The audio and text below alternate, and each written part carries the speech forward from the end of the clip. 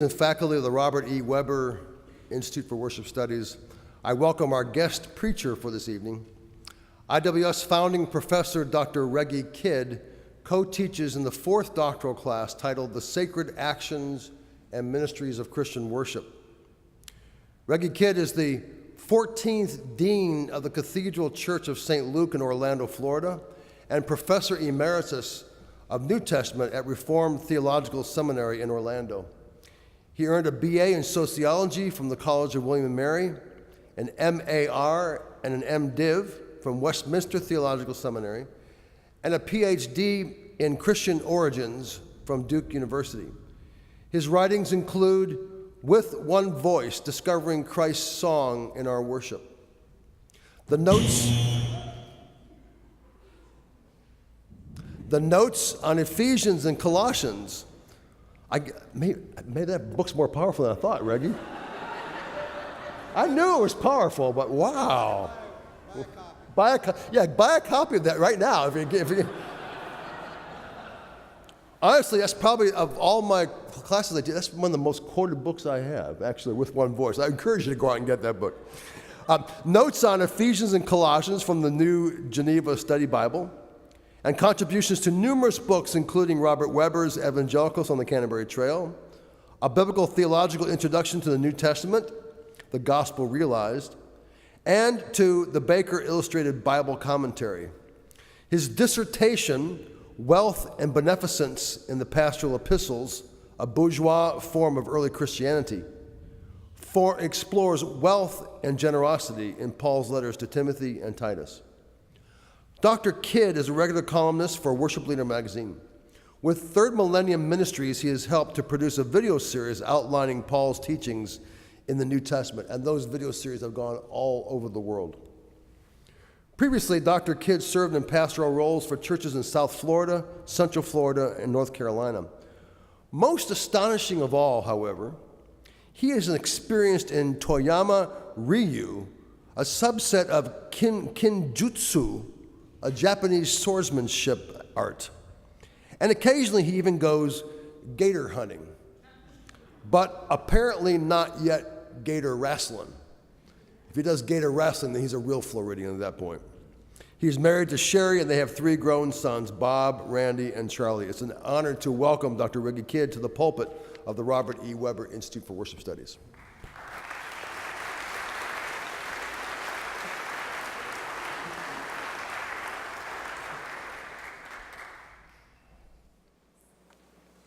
Yeah, if I'd have known we were going to talk about Japanese swords, I would have worn a different dress.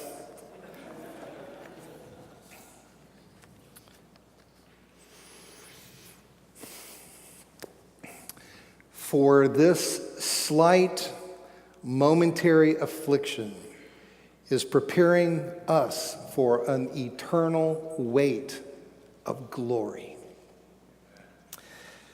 76 years ago, this past weekend, June 8th, 1942, the Oxford Don C.S. Lewis preached one of the most memorable of sermons on one of the Apostle Paul's most memorable of thoughts, preparing us for an eternal weight of glory. That sermon included some of C.S. Lewis's most memorable turns of phrase. How our desires are not too strong, but too weak. We are half-hearted creatures, he said, fooling about with drink and sex and ambition when infinite joy is offered us, like an ignorant child who wants to go on making mud pies in a slum because he cannot imagine what is meant by the offer of a holiday at the sea. We are far too easily pleased. Lewis observed that what is on offer in the gospel is becoming a real ingredient in the divine happiness. How we have within us an inconsolable secret longing to bridge some chasm between us and reality, and how God himself will welcome us into the heart of things. Meanwhile, beautiful things around us are but the scent of a flower we have not found, the echo of a tune we have not heard, news from a country we have never yet visited. How nature is mortal, but we shall outlive her when all the suns and the nebulae have passed away, each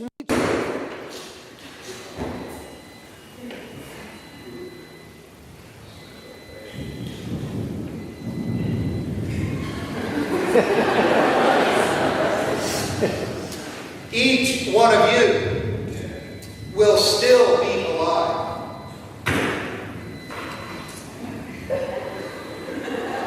Man, regular power. Thus, there are no ordinary people. Everyone you meet, everyone you joke with, work with, marry, snub, and exploit, they will all live forever as immortal horrors or everlasting splendors. And because all day long we are in some degree helping each other to one or other of these destinations, it really matters how we bear the burden of our neighbor's glory, a burden that only humility can bear.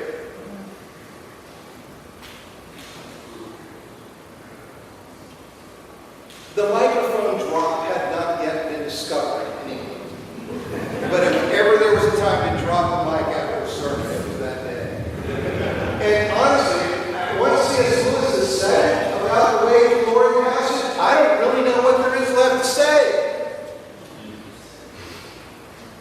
But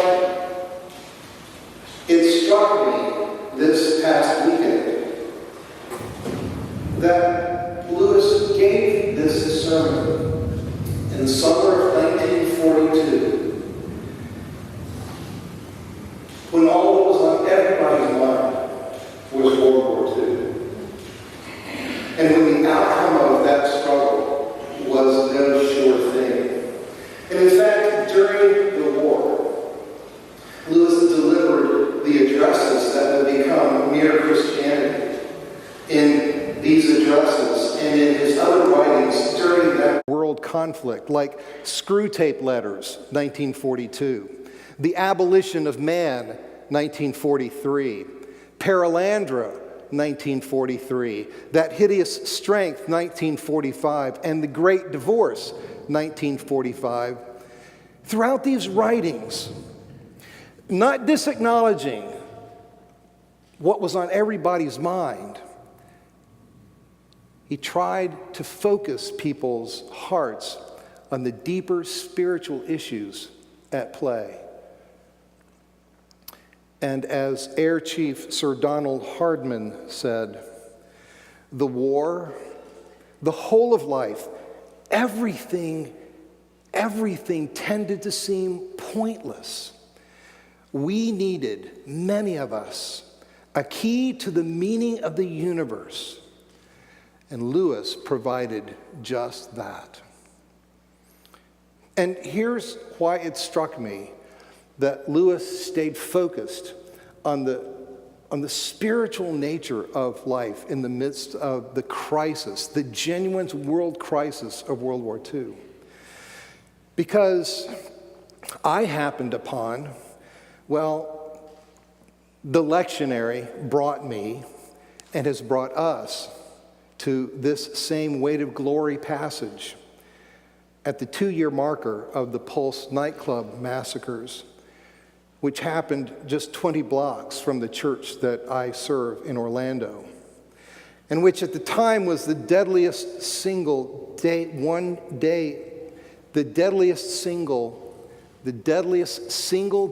mass killing in U.S. history since 1949, only to be surpassed a little over a year later by the murder of 58 in Las Vegas. Then add 26 in Sutherland Springs, Texas, 17 in Parkland, Florida, and 10 in Santa Fe, Texas. And you have 160 lives blown away by mass murderers. Add the pain of family and friends, the trauma of survivors and first responders and law enforcement officers and medical personnel, none of whom could have ever had the training for the sort of carnage they faced. And it's all occurred with such frequency, it's almost as though there's a society-wide trauma in the United States. Now, around this issue alone, there genuinely is much to deliberate about and to debate with passion and fervor to try to fix what can be fixed. Whether it's gun control, safety at public places, mental illness, where do you legislate, where do you allow liberty? And I know that not everybody's from the United States, but every society, every place that anybody in this room comes from has its own issues. Whether it's drug wars, oppression of ethnic and religious minorities, women's rights, sexual violence, forced prostitution.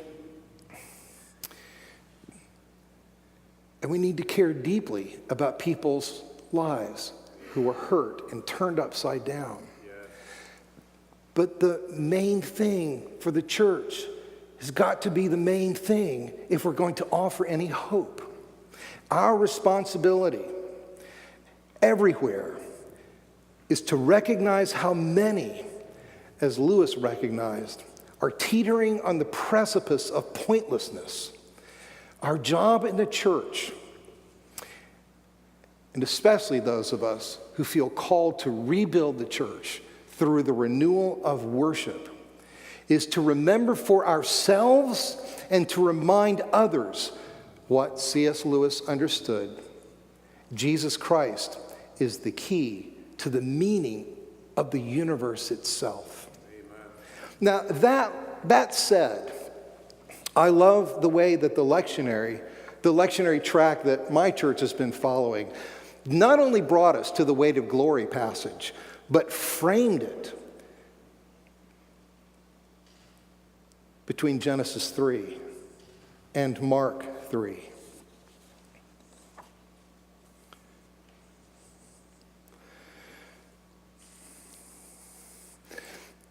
In the very midst of the rupture of intimacy, the fracturing of the closest of relationships, the guilt and shame that Adam and Eve brought upon themselves through their listening to the whisper of the serpent, God promises that the woman's offspring would ultimately bruise the head of the great divider, the serpent, the Lord of the flies, the accuser, the enmity maker, who brought alienation and destruction and guilt and shame into this world. And as Athanasius would later go on to say, it's almost as though it would have been just wrong for the Lord of reality to accept that reality.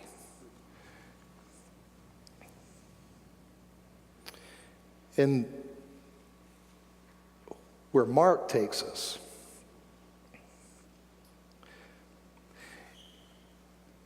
is to that woman's offspring, Son of God and Son of Man, doing what today's gospel reading calls binding the strong man,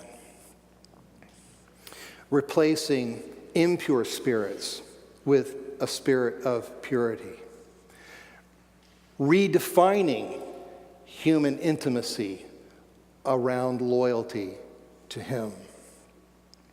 He walks throughout Galilee, giving mothers and fathers back their dead or lost sons, binding Satan in promise that death's power to divide is not final.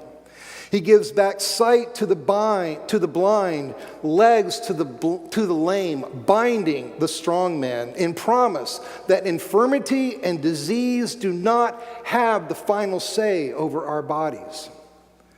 He delivers teaching and parables that put life right side up again, binding the strong man so that one day foolishness will be banished from the face of the earth. He asserts his control over storms and promise that nature will not always be destructive of human life. He even blesses a wedding in a little Galilean town named Cana, in promise that enmity in the most intimate relationships that began in the garden will not last forever and need not exist now. Amen. And then, that head might be crushed, he lets his heel be bruised. Not just one heel, but both. And not just the heels, but his wrists and his side, and all around his head, and all across his back, as he stretches out his arms of love on the hard wood of the cross. And as Paul will say in just a few verses past today's reading, he becomes sin for us, taking into himself every bullet, every knife wound, every wounding word, every drop of poison, every toxic taunt, absorbing every bit of human guilt and shame, taking on every cancer, every broken bone, every broken heart, every crushed spirit, every dashed dream.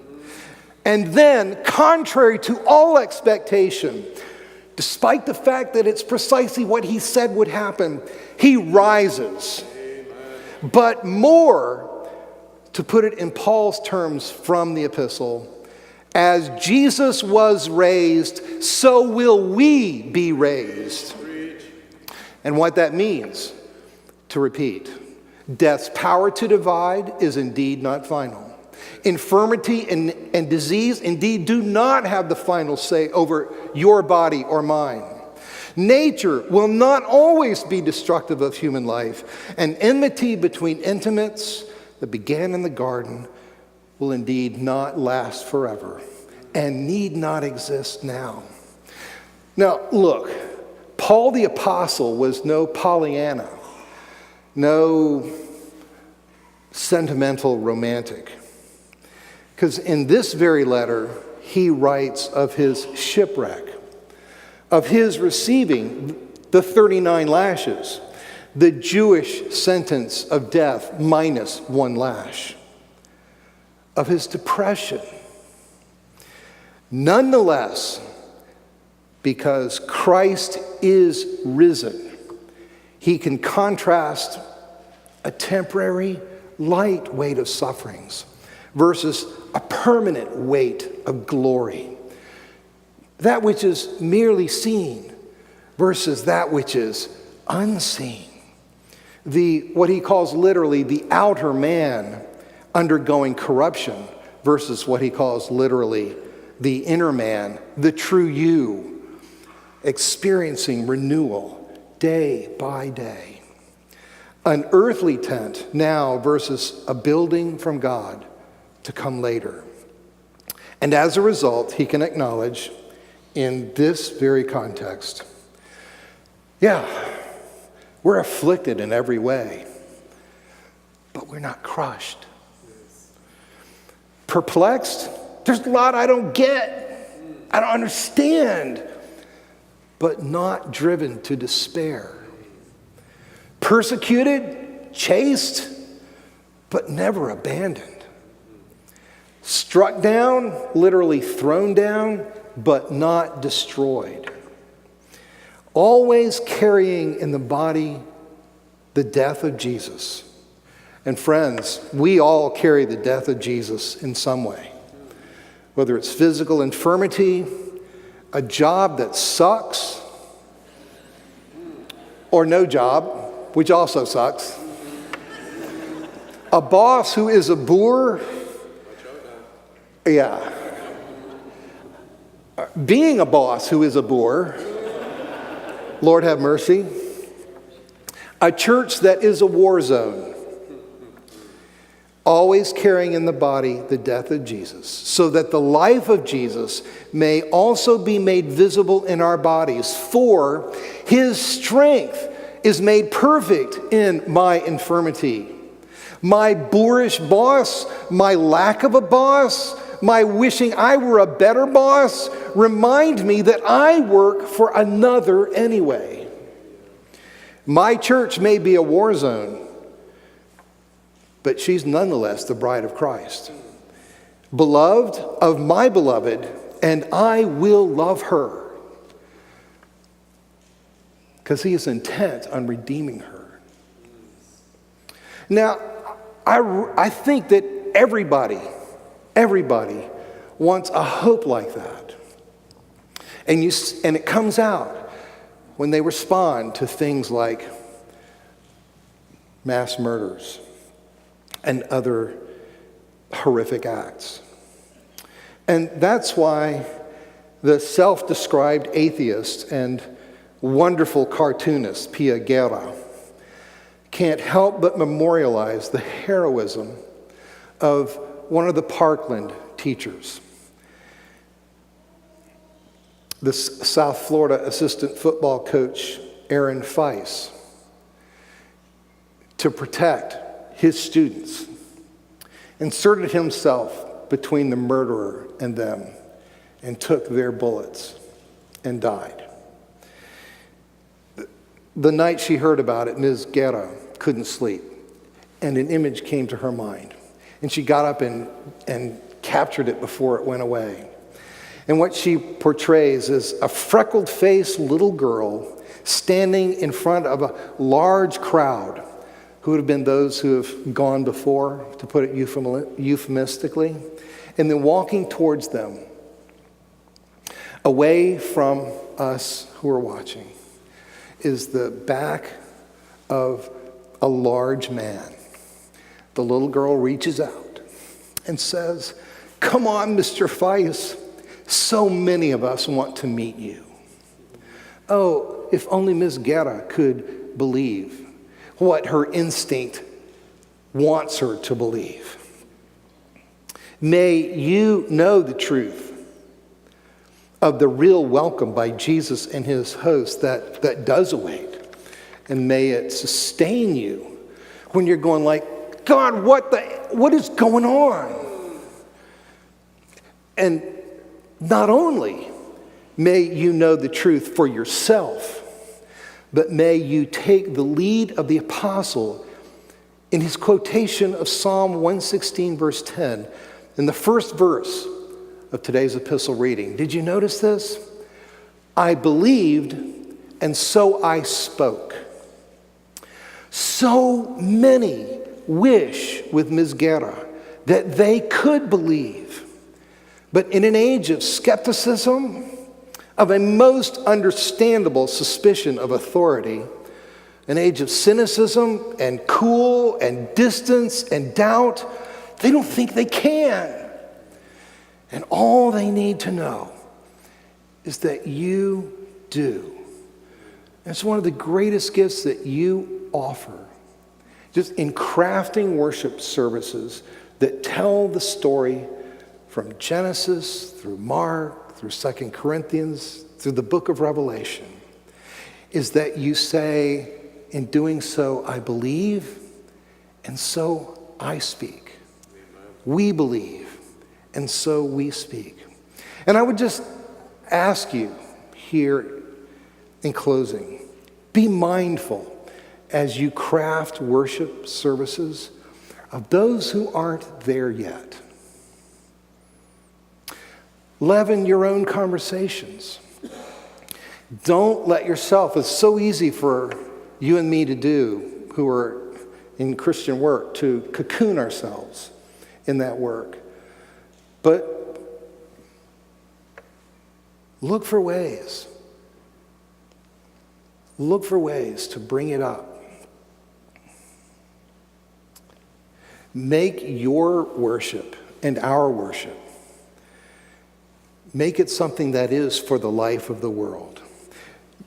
You never know when someone may be just waiting just waiting to be enchanted or re-enchanted, maybe despite themselves, by all that is on offer in the good news. Jesus has been raised by the Father and will raise us up with him as well, out of death into life, out of despair into hope, out of wishful thinking into faith, out of loneliness into the welcoming arms of love himself. To him who is able to do exceeding abundantly beyond all that we could ask or even think to ask, to him be the glory in Christ Jesus and in the church, now and forever.